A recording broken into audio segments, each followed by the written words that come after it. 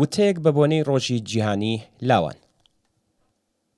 ڕۆژی جومعە 12 مانگی ئوت ڕێکەوتی 21 مانگی گەلاوێش ڕۆژی جیهانی لاوانە. ڕۆژی 17 دەسەمبری ساڵی 1999 کۆبوونەوەی گشتی ڕێکخراوی نەتەوەی گرتووەکان ئەم ڕۆژەی وەک ڕۆژی جیهانی لاوان ڕاگەیاند. ئەگەرچی وەها بۆنەیەک تا ئێستا گرەیەکی لە کێشە و گرفتەکانی لاوان بە تایبەت لە وڵاتانی دواکەوتووی سەرمایەداری نەکردوێتەوە، بەڵام لانی کەم دەرفەتێکە بۆ ئاوردانەوە لە کێشەکانی لاوان لە وڵاتێکی وەکو ئێران. ئەمڕۆ لە ئێرانی ژێردەسەڵاتی ڕژیمی ئیسلامیدا بێکاری لە سەرووی گشت کێشەکانی دیکەوە کە لاوانی دەرچووی زانکۆکان لەگەڵی دەستە و یەخن. لە ڕاستیدا بێکاری لاوان سەرچاوەی هەموو ئەو کێشانەیە کە لاوان و بە تایبەت لاوانی خوێندەواری سەر بە چینە هەژارەکانی کۆمەڵ لەگەڵی بەرەوڕوون. کۆمەڵگای ئێران بە شێوەیەک ڕێژەی زۆرترین جەمعیەتی لاوی هەیە و دیسانیش بەم نسبەتە زۆرترین خەساری کۆمەڵایەتی بە نەسیبی ئەم بەشە لە کۆمەڵگای ئێران دەبێت. سەرەکیترین گرفتی لاوانی ئێران بێکاریە. یەکێک لە تایبەتمەندیەکانی بێکاری لە ئێران بوونی خێڵی گەورەی بێکارانی خوێندەواری زانکۆیی و دەبیرستانیە. لاوانی لە نێوان تەمەنی 15 تا 30 ساڵدا یەک لە سەرسەی جەمعیەت و ڕقەمێکی نزیک بە 32 ملیۆن کەس لەخۆ دەگرێت. بەپێی ئامارە بڵاوکراوەکان لەلایەن ڕژیمەوە ئێستا زیاتر لە 13 ملیۆن لە جەمعیەتی ئێران مەدرەکی خوێندنی زانکۆیان هەیە. بێکاری لاوانی خوێندەوار لە ئێران گەیشتۆتە 50%. ئەگەر تا دوای نێبنەماڵەکان پێیان وابوو کا منداڵەکانیان دەنێرنە زانکۆ تا لە داهاتوودا دەستیان لە کارێکی باش گیر بێت، ئەمڕۆکە دەبینین نەتەنیا ئەم ئامانجیان دەستەبەر نەبووە، بەڵکو خوێندنی زانکۆشیان بۆتە کێشە و گرفت بۆ دۆزینەوەی کار. بەڵام بێکاری و پەرەسەندنی خەسارە کۆمەڵایەتیەکان و لەوانە گیرۆدەبوون بە ماددەی هۆشبەر بە تەواوی بەیەکەوە پەیوەستن. ئەو لاوانەی کە بە هەزار هیوا و ئاواتەوە دوای تێپەڕاندنی دەیان گرفت و کۆسپ کە ڕژیم ویان هەژاری زۆری مادی خستوویەتە سەرپێیان، سەرنجام توانیویانە مەدرەکی خوێندنی دەبیرستان، هونەرستان ویان زانکۆ بەدەستبێنن، 2 ساڵی تەمەنیشیان لە دەورەی سەربازی بۆ ڕژیمدا تێپەڕ بکەن، دیسانیش هیوایەکیان بە دۆزینەوەی کارێکی گونجاو لەگەڵ مەدرەکەکان نییە، هەموو ئاوات و ئارەزوەکانیشیان بە باچوو دەزانن. حاڵ و ڕۆژی ئەم لاوانەی هەر بەم هۆکارەی بێکاری و نەبوونی سەرچاوەی دارایی سربەخۆ خۆیان بە سەرباری بنەماڵە دەبین و تەنانەت توانایی دابینکردنی خەرج و مەخارجی زەماوەند و پێکهێنانی بنەماڵەشیان نییە.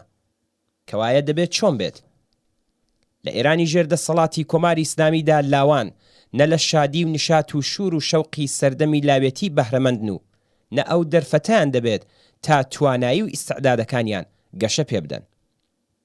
لە ئەوە بارودۆخێکدایە کە دەبینین زیاتر لە ملیۆنێک کەس لە گیرۆدەبووان بە ماددەی هۆشبەر لە ژێر تەمەنی 18 ساڵیدان و تەمەنی مامناوەندی ئێعتیاد لە ئێران دابەزیوە بۆ خوار تەمەنی 13 ساڵی.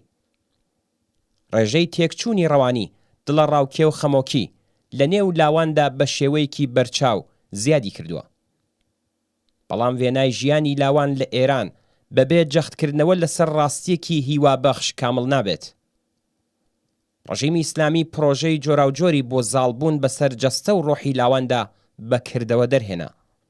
بەڵام گشت ئەو پرۆژانە لە بەرامبەر شەپۆلی حەرەکەتی ڕوو بە پێشی کۆمەلگا بوونە بڵقی سەرئاو. لە ڕاستیدا هەموو سەرمایەگوزاریەکانی ڕژیمی ئیسلامی لە ماوەی 43 ساڵی ڕابردوودا لەم بوارەدا بە فیڕۆ چوون. لەمڕۆوە ئەم ڕژیمە بەردەوام خەریکی ئامادەکاری تۆڵەسەندنەوە لەو لاوانە بووە کە لە دەورانی مەدرسە و دەبیرستاندا نەیانتوانیوە ئەوان بەپێی ئۆلگوی خۆی کە لە ویشک و ملکەچ و بێ ئیرادە باربێنێ. لاوانی ئێران ئەگەر بێکارن و ئەگەر لە سەرەتاییترین دەرفەتەکان بۆ بەهرەمەندبوون لە مەزایای سروشتی قۆناغی لاوی بێبەشن، بەڵام لە بەرامبەردا تەسلیمی بارودۆخی مەوجود نەبوون و ڕێگای خەباتیان لە دژی ئەم ڕژیمە گرتووەتە بەر. ئەم ڕاستیە کاتێک ئاشکرا دەبێت کە ئەم لاوانە تا دەرفەتێکیان دەست دەکەوێت بنەماکانی کۆماری ئیسلامی دەخەنە لەرزین. لێرەدا دەبێت لەسەر ئەم ڕاستیەش جەخت بکرێتەوە کە هەرچەند لاوانی ئێران بەهۆی حاکمیەتی ڕژیمێکی کۆنەپەرست و دژی ئازادی خاوەنی کێشە و گیر و گرفتی هاوبەشن، بەڵام بەهۆی وابەستگی چینایەتی جیاواز ڕەنج و ئازارەکانیان وەک یەک و یەکسان نییە. ئاشکرایە کە گرفتی لاوانی سربەچینی کرێکار لەگەڵ ئەو لاوانەی کە چەتری پشتیوانی بنەماڵەیەکی دەوڵەمەندیان لەسرە جیاوازە، بەڵام پەرەسەندنی خەباتی چینی کرێکار بەژن و پیاوەوە بە میان ساڵ و لاویەوە و ڕزگاربوونی ئەم چینە لە چنگ ڕژیمی ئیسلامی و لە نظامی چەوسێنەرانە مەوجودە کە ڕزگاربوونی لاوانیشی لە بارودۆخێکی نامرۆڤانەوە کە ئەم ڕژیمە بەسەریدا سەپاندون بە شوێنەوە دەبێت.